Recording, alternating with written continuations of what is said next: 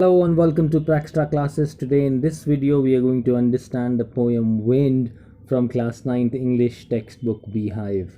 Now this poem has been written by Subramanya Bharati originally in the Tamil language and it was later translated by A.K. Ramanujan. Now this is a metaphorical poem. Here in this poem the poet has used wind as a symbol of all difficulties, obstacles, and struggles that we have to face in life. Now, through the symbol of wind, the poet teaches us a very important lesson. He urges people to become strong and bold. Now, let's read the poem and then we'll jump to the explanation part of it. Wind.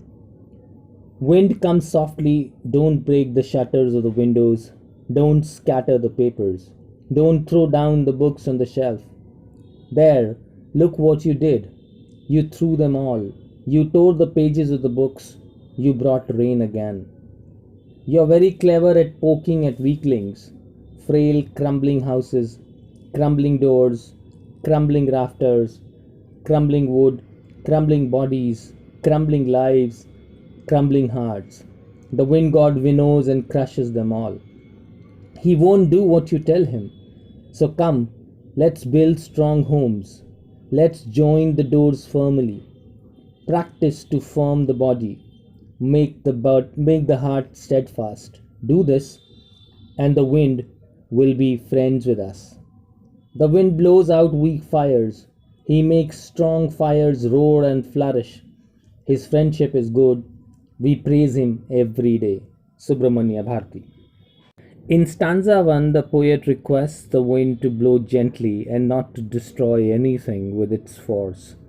He asks wind not to break the shutters of the window and scatter the papers here and there.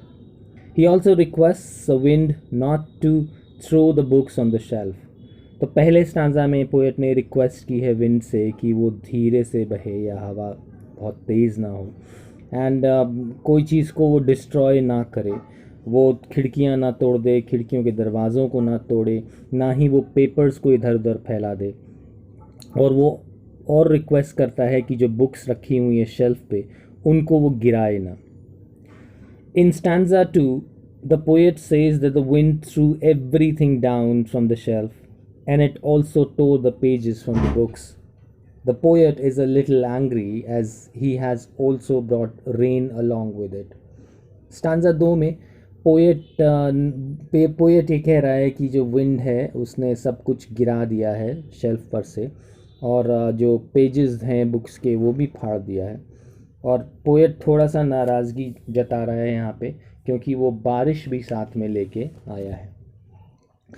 Stanza 3 In this stanza, poet uses a critical tone. He calls the wind clever as it makes fun of all weaklings. जितनी भी कमज़ोर चीज़ें हैं वो उनका मजाक उड़ाता है विंड, ऐसा वो पोएट कह रहा है। और ये हकीकत है, जो कमज़ोर चीज़ें हैं वो उखड़ जाती हैं, वो टूट जाती हैं। The strong wind in these lines represent the hardships and the struggles one faces in life. Poet says that the wind destroys all weak things such as houses, doors, rafters, and woods, even people and their lives and hearts with its mighty power. The wind god continues to destroy or separate weaklings until they become strong to face the challenges. तो poet यहाँ पे ये कह रहा है कि wind जो strong wind है वो सिम्बलाइज करता है किस चीज़ को, वो सिम्बलाइज करता है स्ट्रगल्स और जो दिक्कतें या जो मजबूर जो चीज़ें जो प्रॉब्लम्स आती हैं हमारे लाइफ में जिनको हमें फेस करना होता है, ये उसको सिंबलाइज कर रहा है स्ट्रॉन्ग विंड। और पोएट ये कहना चाह रहा है कि स्ट्रॉन्ग विंड इन सारी वीक चीज़ों को, जो भी चीज़ें कमज़ोर हैं उनको तोड़ देता है या उनको डिस्ट्रॉय कर देता है। यहाँ तक कि जो कमज़ोर इंसान होते हैं उनको भी तोड़ देता है, उनके जीवन को भी ख़त्म कर देता है और उनके दिलों को भी, कमज़ोर दिल वाले लोगों को भी वो डिस्ट्रॉय कर देता है।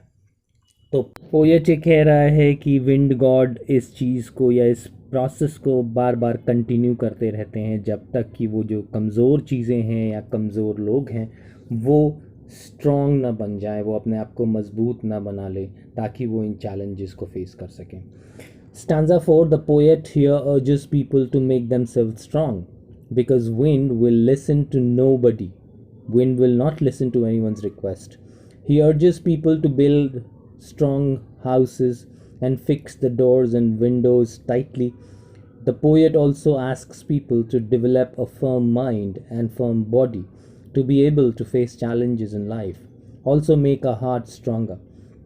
Further, poet says that if we do this, then the wind will become our friend and will not harm us.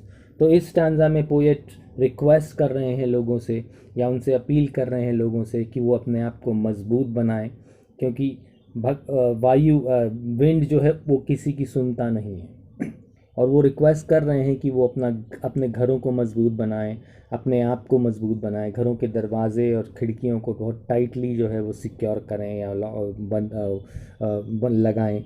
और लोगों से ये अपील करते हैं कि वो अपना they need to develop a firm mind, वो अपनी बॉडी को मजबूत बनाएं, अपने दिमाग को मजबूत बनाएं, साथ ही साथ अपने हार्ट को भी स्ट्रॉन्ग बनाएं।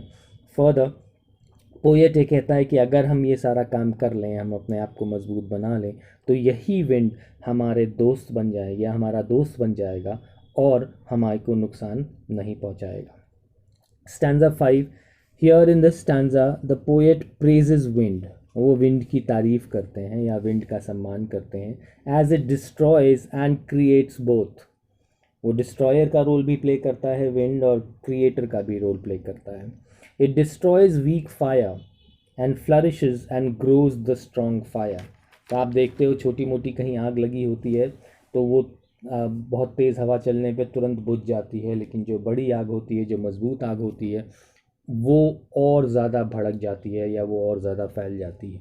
इन other words, wind can destroy all things that are weak and feeble and at the same time it can also flourish a thing that is strong and determined। तो आग का जो एग्जांपल यहाँ पे लिया गया है, जो चीज़ मजबूत है उसको वो और बढ़ा देती है। If we make ourselves strong the wind will not harm us, और अगर हम अपने आप को मजबूत बना लें तो जो विंड जो है वो हमको नुकसान नहीं पहुँचाएगी। We praise wind every day because it motivates us to become stronger. हम विंड का इसलिए सम्मान करते हैं, उसकी तारीफ़ या उसकी प्रेज़ इसलिए करते हैं क्योंकि वो मोटिवेट करता है कि हम अपने आप को स्ट्रॉन्ग बना सकें। The poet means that we should be mentally and physically prepared to accept all the challenges. तो सार यही है इस पोएम का कि पोएट ये कहता है कि हमें अपने आप को मेंटली और फिज़िकली इतना स्ट्रॉन्ग बना लेना चाहिए कि हम जीवन में आने वाली कोई भी चैलेंज, कोई भी प्रॉब्लम्स, कोई भी ऑब्स्टिकल्स को बहुत आसानी से फेस कर सकें। Thank you so much for watching, and thank you so much for joining us. Please don't forget to like, subscribe and share our channel. Thank you guys.